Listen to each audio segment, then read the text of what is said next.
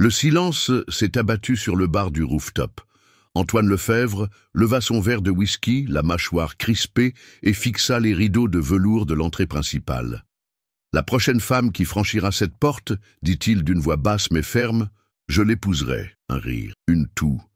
Puis les rideaux s'écartèrent, et une femme est entrée, vêtue d'un jean déchiré, de baskets usées, et avec des yeux qui semblaient avoir oublié comment espérer. 12 heures plus tôt, Antoine Lefebvre se tenait devant le miroir de la salle de bain de son appartement en attique, le visage impeccablement rasé, costume sur mesure, la cravate serrée comme un nœud coulant.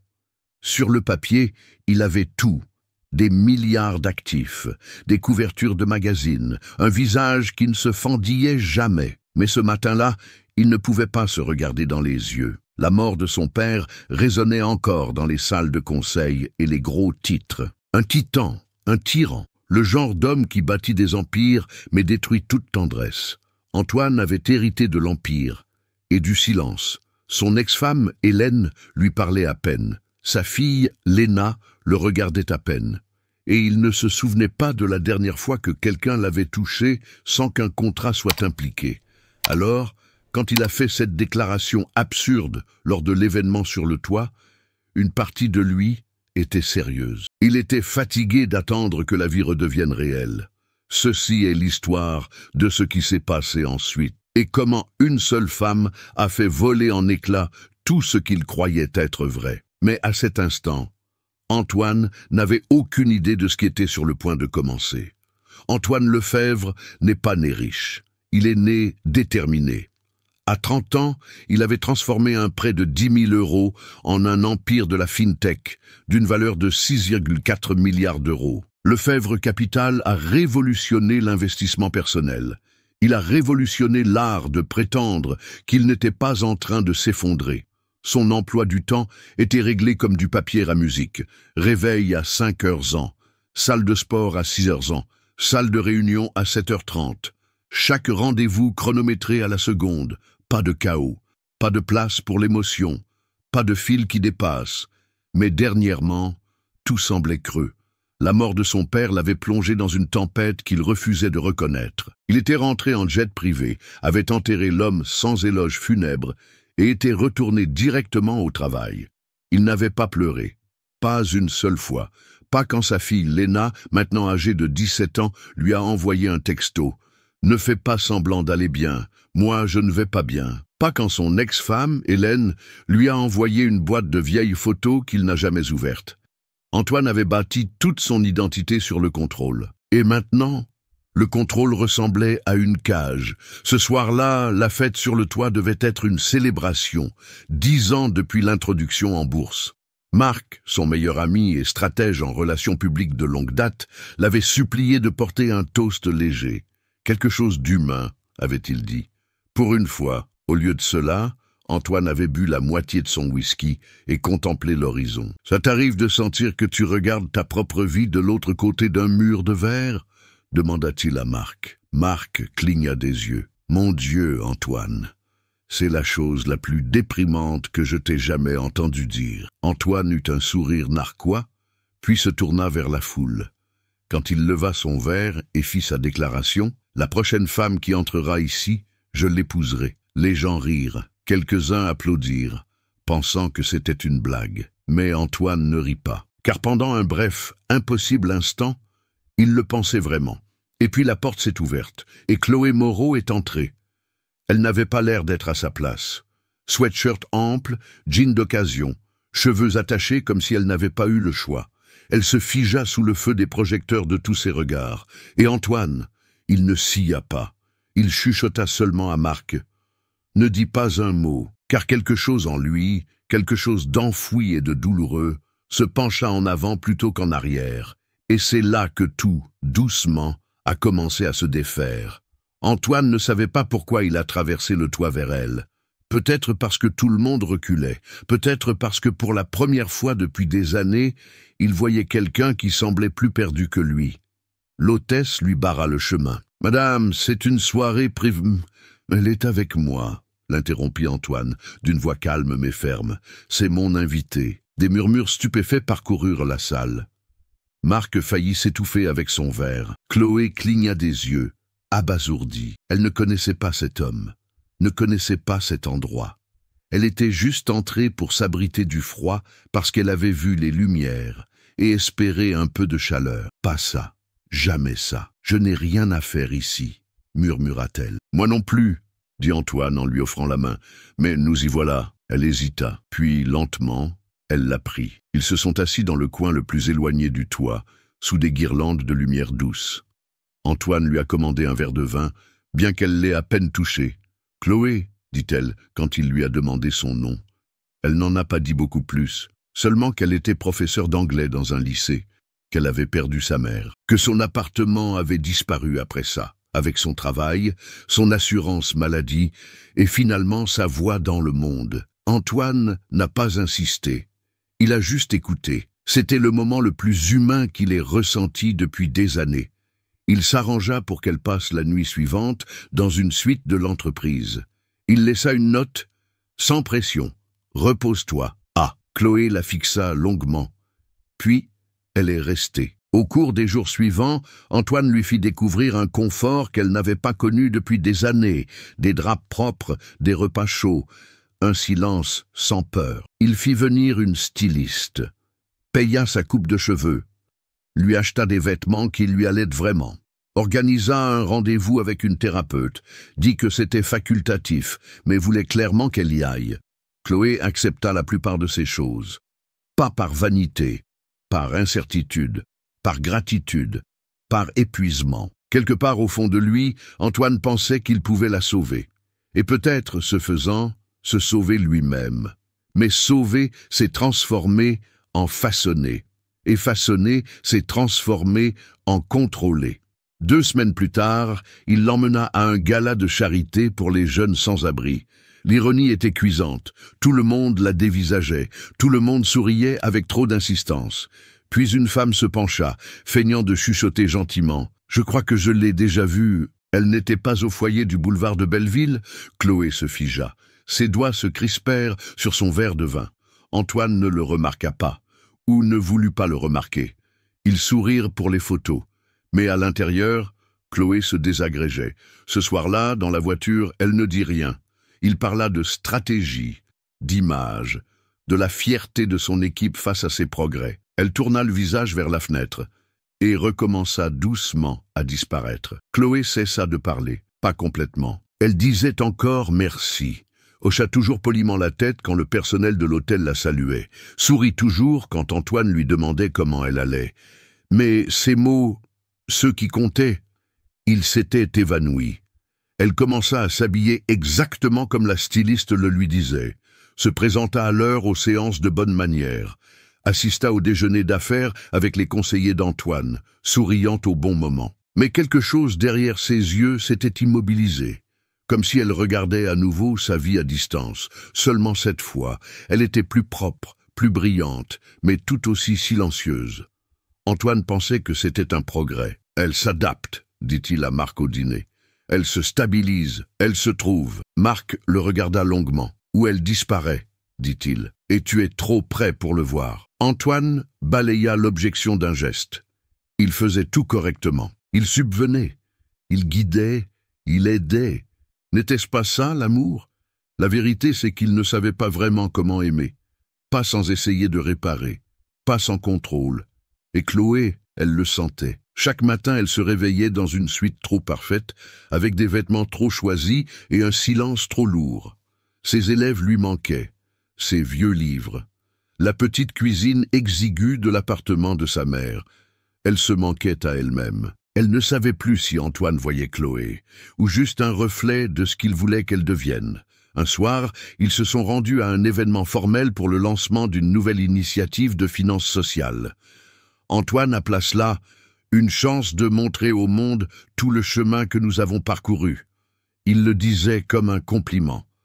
Chloé l'entendit comme un exercice de branding. Elle se tenait à côté de lui dans une robe bleu marine ajustée, un maquillage parfait, les cheveux lisses, et se sentait comme un fantôme.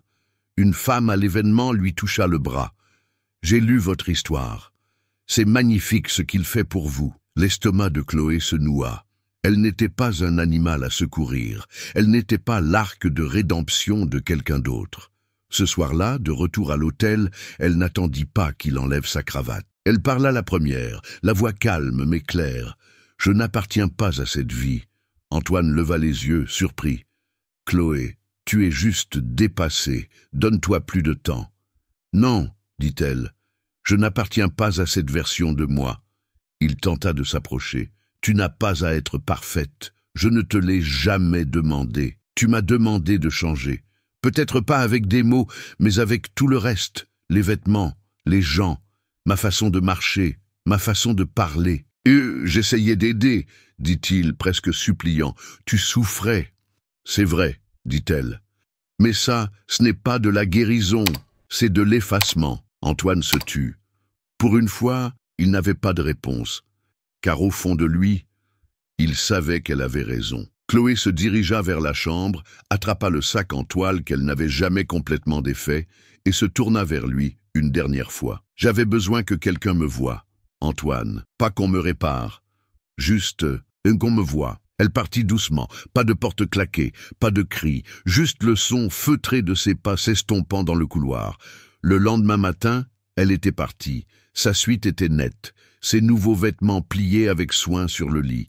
Pas de mots. Pas d'explication, juste l'absence. Antoine s'assit sur le bord du lit, portant toujours la chemise de la veille. Tout autour de lui, sols en marbre, rideaux en soie, plateau de petit déjeuner intact, tout ce que l'argent pouvait acheter. Et rien de tout cela ne faisait de bruit. Son téléphone vibra, c'était Léna.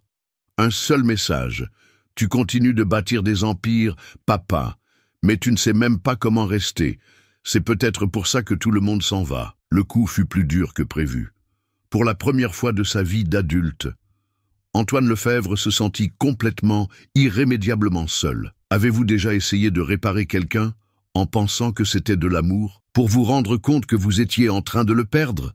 Ou peut-être avez-vous été de l'autre côté, en vous remodelant pour correspondre aux rêves de quelqu'un d'autre? Racontez-moi votre histoire dans les commentaires. Parfois, votre voix peut être exactement ce que quelqu'un d'autre a besoin d'entendre. Antoine ne la poursuivit pas, non pas parce qu'il ne le voulait pas, mais parce que, pour la première fois, il réalisa qu'il ne savait pas comment faire. Il erra pendant des heures dans sa suite vide, toucha la tranche du livre qu'elle lisait, s'assit par terre à côté de la fenêtre d'où elle contemplait la ville, comme si elle essayait de se souvenir de qui elle était avant tout ça. Il ouvrit le tiroir de la table de chevet. À l'intérieur, une serviette de leur premier dîner au bar du toit, pliée avec soin. Écrit à l'encre bleue, « Merci de m'avoir vu. » Il la fixa. Pas un adieu, pas de colère, juste de l'honnêteté. Et c'est là qu'il a compris. Il ne l'avait pas vraiment vue. Pas Chloé. Il avait vu du potentiel. Il avait vu une seconde chance de réparer ce qu'il avait ruiné avec sa fille. Il avait vu quelque chose de cassé qu'il pensait pouvoir recoller. Mais elle n'était pas cassée, elle était épuisée, elle était en deuil, elle était elle-même. Il avait essayé de la réécrire au lieu de la lire. Cet après-midi-là, Antoine annula toutes ses réunions. Il ne retourna pas au travail, n'appela pas Marc, n'essaya pas de manipuler le récit.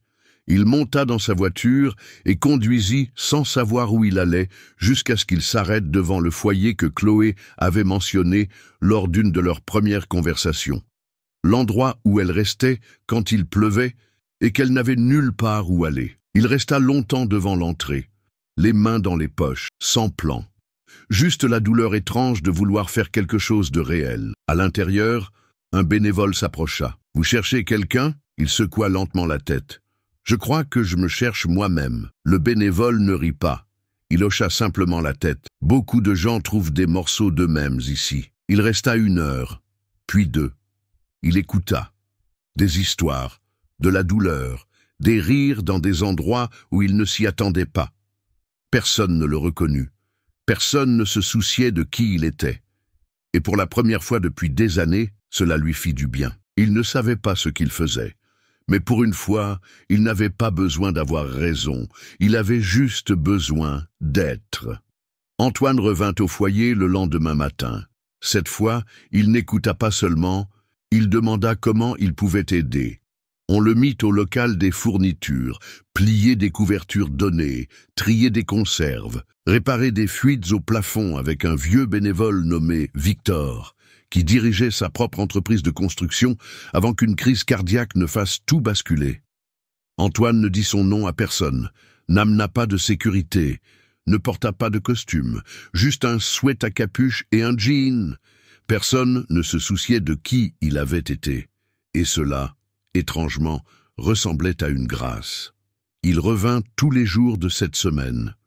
Parfois le matin, parfois le soir. Parfois, il s'asseyait sur les marches arrière et fumait une cigarette avec les résidents qui lui faisaient assez confiance pour partager leurs histoires. Une ancienne infirmière qui luttait pour récupérer sa licence. Une adolescente mise à la porte parce qu'elle était queer. Un vétéran de guerre avec un bégaiement et les yeux les plus gentils qu'Antoine ait jamais vus. Chacun d'eux portait plus de force que la plupart des PDG qu'il connaissait. Il commença à écrire ce qu'il entendait, pas pour le publier, juste pour se souvenir.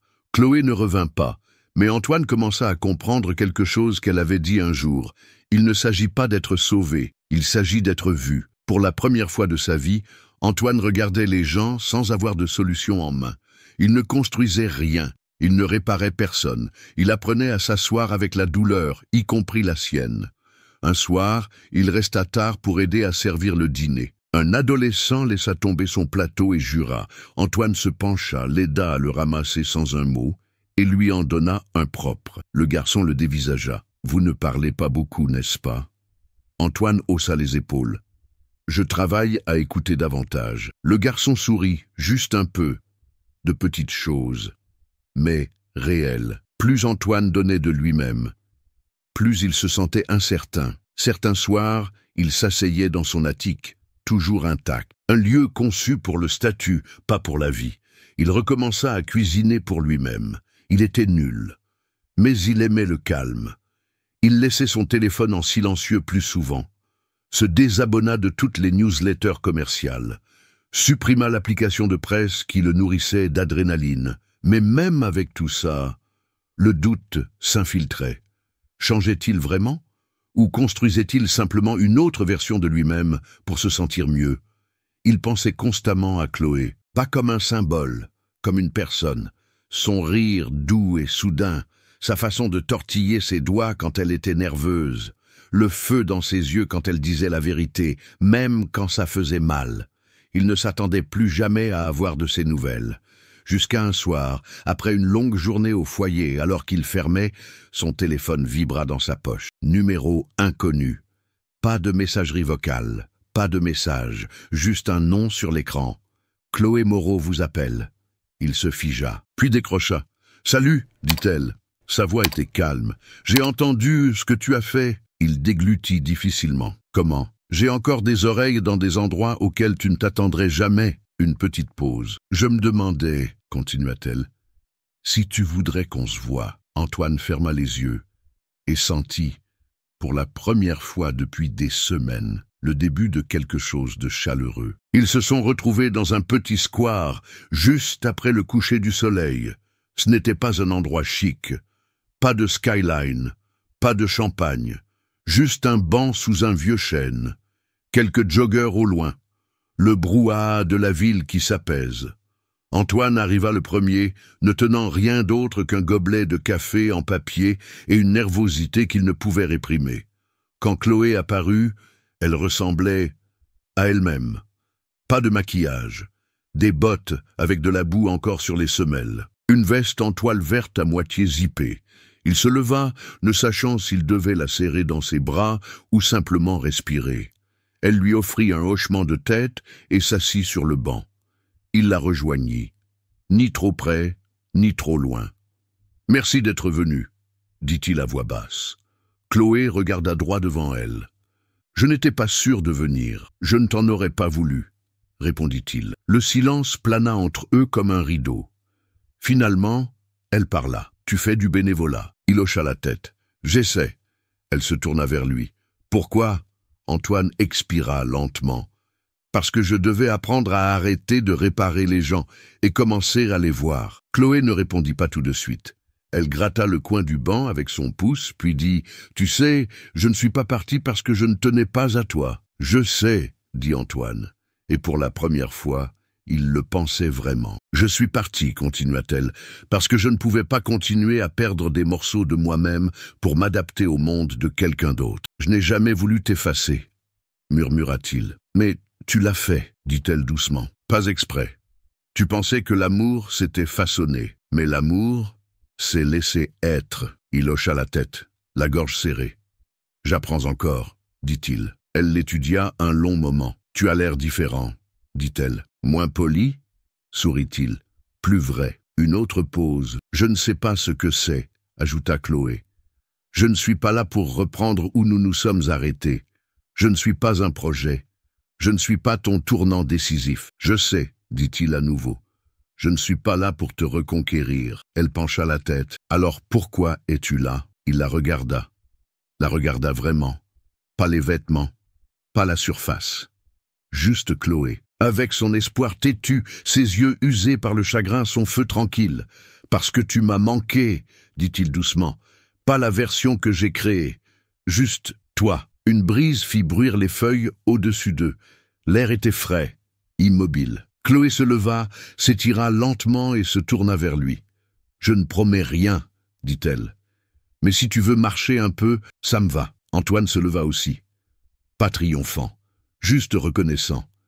Il ne tendit pas la main vers la sienne. Elle ne la lui offrit pas. Ils marchèrent côte à côte sous les lampadaires, sans étiquette, sans plan. Juste deux personnes, avançant, un pas honnête à la fois. Les semaines passèrent, puis les mois. Antoine ne retourna pas à son ancienne vie. Il ne courut pas après les gros titres, n'annonça pas de nouvelle image de marque. Il continua simplement à être présent, au foyer, dans les centres communautaires, dans les écoles ayant besoin de financement technologique et de soutien discret. Il avait fait la paix avec quelque chose que son père n'avait jamais pu accepter, qu'un héritage ne se mesure pas à la richesse ou au pouvoir. Il se mesure à la présence. Lui et Chloé se voyaient souvent. Parfois, ils marchaient en silence. Parfois, ils s'asseyaient dans des cafés se disputant sur la poésie. Parfois, ils ne se parlaient pas pendant des jours, et c'était bien aussi. Ils n'ont jamais défini ce qu'ils étaient, mais ils étaient là, régulièrement, doucement, honnêtement. Léna, sa fille, recommença à lui rendre visite. Au début, maladroite et prudente, mais ensuite, lentement, quelque chose s'est dégelé. Un après-midi, Léna tendit une photo à Antoine. C'était lui, Chloé et Léna, assis sur un banc de parc, riant devant de la street food. « Tu as l'air différent ici, » dit-elle. Il sourit, les yeux doux. « Je le suis. » Chloé finit par animer des ateliers pour les femmes en transition, après la rue. Pas comme un symbole, pas comme une inspiration, juste comme quelqu'un qui était passé par là. Elle ne voulait pas être l'histoire de quelqu'un, mais elle était un rappel que parfois, la chose la plus puissante que vous puissiez faire pour quelqu'un, c'est de le voir sans essayer de le réécrire. Antoine ne fit plus jamais de grandes déclarations lors d'événements fastueux. Mais si quelqu'un lui demandait ce qui a changé sa vie, il dirait « Une femme a franchi une porte et j'ai finalement décidé d'ouvrir la mienne. Peut-être avez-vous été Antoine, essayant si fort de réparer quelqu'un, pensant que c'était de l'amour. Ou peut-être avez-vous été Chloé, à qui l'on a demandé de se faire plus petite pour correspondre à l'idée que quelqu'un d'autre se faisait de vous. Et peut-être, juste peut-être, êtes-vous encore quelque part entre les deux, apprenant à lâcher le contrôle, apprenant à aimer sans réécrire. Si cette histoire a touché quelque chose en vous, même doucement, dites-le moi dans les commentaires. Parfois, vos mots sont le miroir dont quelqu'un d'autre a besoin pour se sentir vu. Laissez un like si vous croyez que l'amour ne signifie pas changer les gens, mais faire de la place pour ce qu'ils sont déjà. Et si vous êtes encore en train de devenir le genre de personne à côté de qui quelqu'un peut marcher, pas derrière, pas devant, alors abonnez-vous. Car il nous reste encore beaucoup d'histoires à raconter. Des histoires qui nous rappellent que parfois, il suffit d'un pas à travers une porte pour tout changer.